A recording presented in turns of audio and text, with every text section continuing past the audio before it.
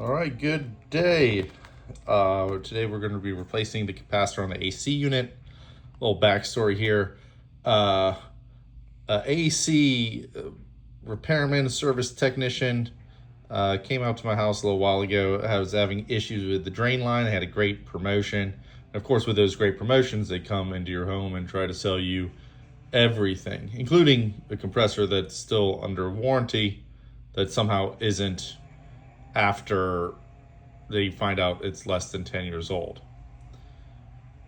But it's still working. They did show me a picture where they measured the microfarads of the capacitor and said it was low. I noticed that when the AC compressor starts, it's noisy and the lights flicker.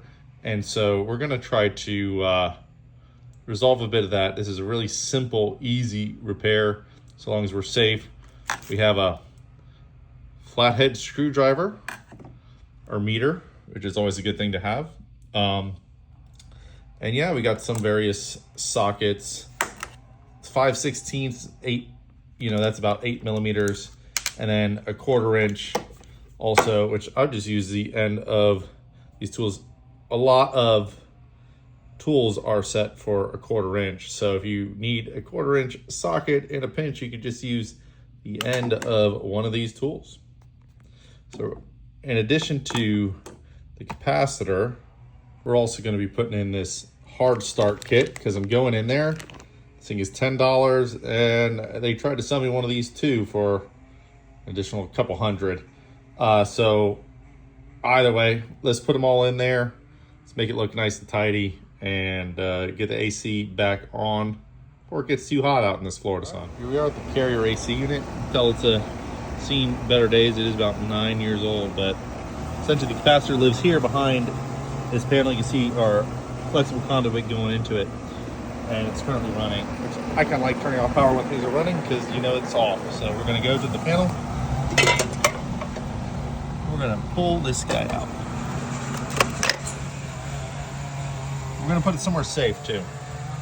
I like to keep things like this away from the panel so they're not easily installed by somebody just popping by. All right, so we're gonna pop off some screws here to hold the panel in. 1, 2, 3, and oh look, the technician missed the bolt. So let's pop this panel off and we're gonna take a look at the capacitor. All right, so we got the panel off and here's the old capacitor. We're gonna go take this into the workshop and measure it. But yeah, we're gonna take it off here. Just gonna loosen this strap. You can see it's just a strap that goes around the capacitor. Also, we're gonna want to make sure it's all been discharged.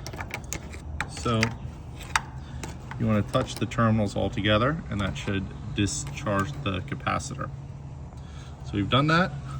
Let's go ahead and get this off and then get the new one in here with the hard start kit. Also, it's a really good idea to try to take a photo of how it's all installed. So we have the blue on the hermetic. Looks like the yellow's on the C, and so that means the white is for the fan. All right, let's see what a good capacitor looks like. So you can see this one here is 45/5, and it should be reading within plus or minus 6%. And this, of course, is one of the cheapest brands I could find on Amazon.com. All right, here we are out of the box, and let's get measuring. First, let's get the meter set up. Your meter may look a little bit different. This is a fancy thing I bought many years ago, but it will still measure. This is nanofarads, and that's a bit much there. So let's change that to, there we go.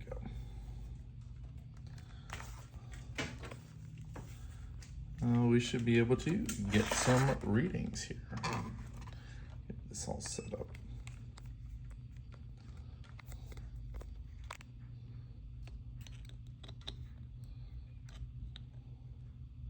So we have 5. This is for the fan side.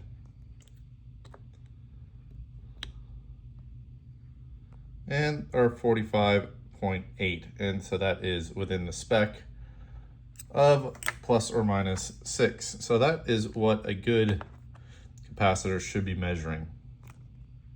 And now got it out of the bracket. So you see I've got the 2 cheap capacitors I could buy off of Amazon. And we're gonna just kind of measure up the size here and see which one fits best. And it looks like the bow jack here is going to fit into our bracket a bit better.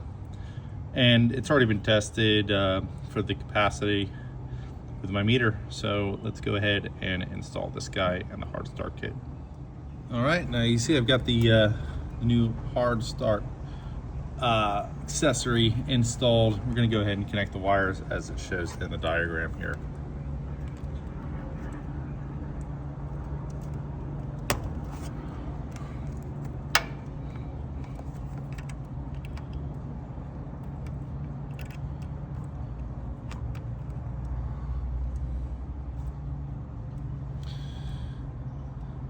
So as you can see, really easy to install. I've just used a zip tie here as a bracket. I've used zip ties for things like this in the past. We should be good to go. As you can see, we've done this pretty cheap. So we're gonna put the panel on and hopefully this thing will start up. So we cleared the tools off from the top of the AC unit here. We got them in a safe spot so they're not gonna fall in there and cause any chaos. So you can go ahead and connect the power. Before we do, thank Jesus for giving us the confidence and know-how to be able to change the capacitor, and hopefully this thing will start up. And thank God for air conditioning, allowing us to live in such beautiful places like Florida. So let's connect this guy in here.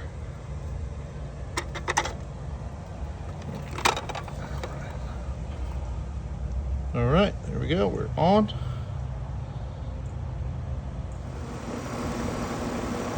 All right, as you can see here, we got the cover back on. Everything's running as it should with the power back on. Again, thank you God and Jesus for providing us with this way to share this information, that we can take care of these appliances easily and affordably. And thanks again for AC, so we can enjoy such a wonderful place here in Florida. So in conclusion, that's how you replace a AC capacitor. You see it's very easy and straightforward and cheap, which is my favorite word. So I'd recommend go ahead and don't be afraid to take this job on. Make sure you're staying safe and discharge the capacitor with the screwdriver to make sure you don't have any residual voltage in there that could hurt you. So thanks for watching, and I hope that this has been helpful. Hope to see you back around here. Love you.